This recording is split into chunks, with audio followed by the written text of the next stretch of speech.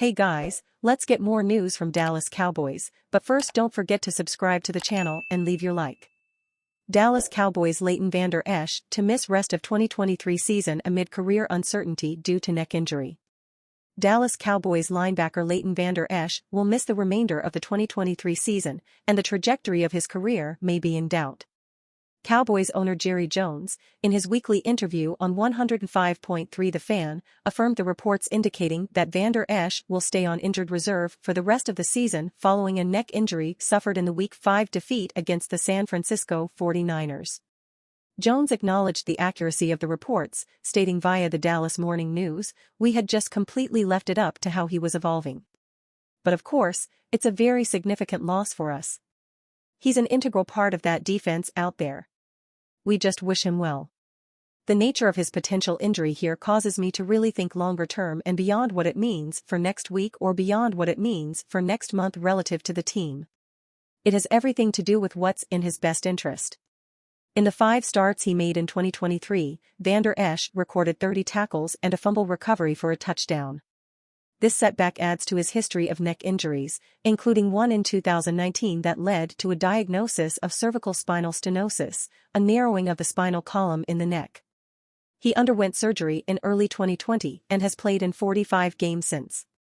Despite re-signing with the Cowboys on a 2-year contract this offseason, the possibility of another neck injury jeopardizing his career has always lingered.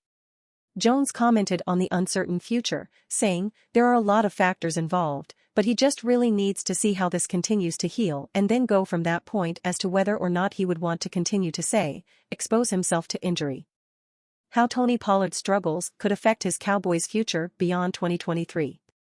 It's no secret that Cowboys running back Tony Pollard is not having a good year. He's struggling as the primary back, which was especially highlighted last Sunday with Rico Dowdle's superior numbers. But in an odd way, could Pollard's down production actually help keep him in Dallas beyond 2023? As the change-up runner behind Ezekiel Elliott for the last few years, Pollard's been a potent weapon. It was enough to get him the franchise tag last spring, a 1-year deal for $10.1 million. Pollard is one of the top 10 backs in the NFL in terms of compensation but has since plummeted in per-touch average, 3.9 YPC, and per-game average, 58.8 YPG. After scoring 12 total touchdowns in 2022, Pollard has 2 so far this year. There are plenty of potential contributing factors. Pollard may not be all the way back from the lower leg injuries he suffered in the Cowboys' playoff loss less than 9 months ago. He may be struggling with schematic changes from Kellen Moore's departure as offensive coordinator, perhaps not being used as well by Mike McCarthy and Brian Schottenheimer. Those changes seem to also be affecting the blocking up front, which directly impacts the runners. And of course, the role change from backup to starter could also be an issue. All of this could make you think that Pollard isn't long for this Cowboys world. He's a free agent after this year and turns 27 in April, which is starting to become old in the current era of running backs. Dallas could easily move forward with Rico Dowdle, Deuce Vaughn, and a new back taken in the 2024 draft or a bargain signing in the next free agent market. But given this down year, could Tony Pollard actually become that bargain? If the Cowboys believe Pollard's issues are mostly due to the injury, they might be interested in giving him another year or 2. This would be especially true if Dowdle or some new player takes over more of the early down carries and allows Pollard to return to being a change of pace back. We're not saying that Dallas should bring Pollard back in 2024. But if this year was going well for him, the chances of that happening were pretty slim. The Cowboys appear to be getting out of the business of giving big contracts to running backs. They weren't going to tag Pollard a second time and pay that big bump in salary, nor would they give him a multi-year deal. And while a 27-year-old running back may be on the older side these days for some teams, someone would have likely given Pollard a solid contract to help boost their offense. But barring a dramatic change over the second half of the season and playoffs, Pollard doesn't appear to be heading into the next offseason with much hype or leverage. It's now more likely that he could accept a modest, role player's level of compensation to stay with the only team he's ever known. It might just be a 1-year deal, a chance for Pollard to prove he's fully recovered and improve his stock before the 2025 offseason while giving Dallas flexibility on the back end. Again, the Cowboys could easily move on after this season. they have plenty of reasons to reduce payroll at running back and reallocate that money to other positions. But the irony here is that success was more likely to make 2023 Tony Pollard's last season in Dallas, while the current struggles could make it easier for him to return. Cowboys rumors, Aggies' interest in Quinn, Deion and Dan Campbell?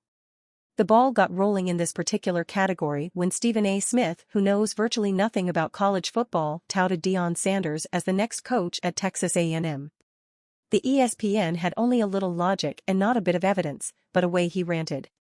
The ball is still rolling with Pro Football Talk's Mike Florio floating Detroit Lions head coach Dan Campbell as replacement for Jimbo Fisher at Texas A&M. Florio's logic in why Campbell would leave his 7-2 Detroit Lions team to launch a rebuild at A&M?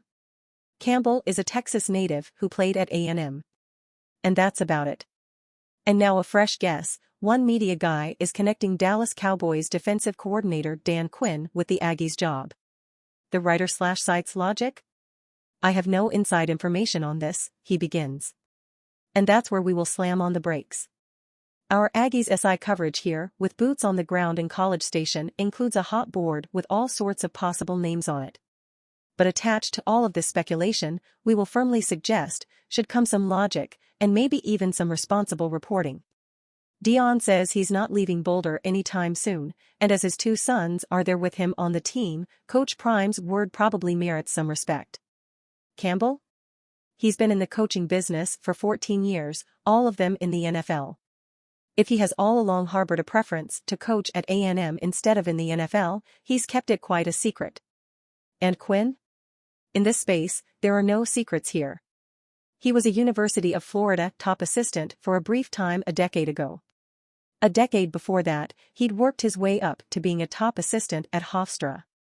And since then, for the bulk of 23 years, he's been an NFL, and one of the most respected ones, with a Super Bowl on his resume, as the head coach in Atlanta, and with an offseason that promises, as was the case in the previous 2 offseasons, to be filled with interviews for NFL head coaching vacancies.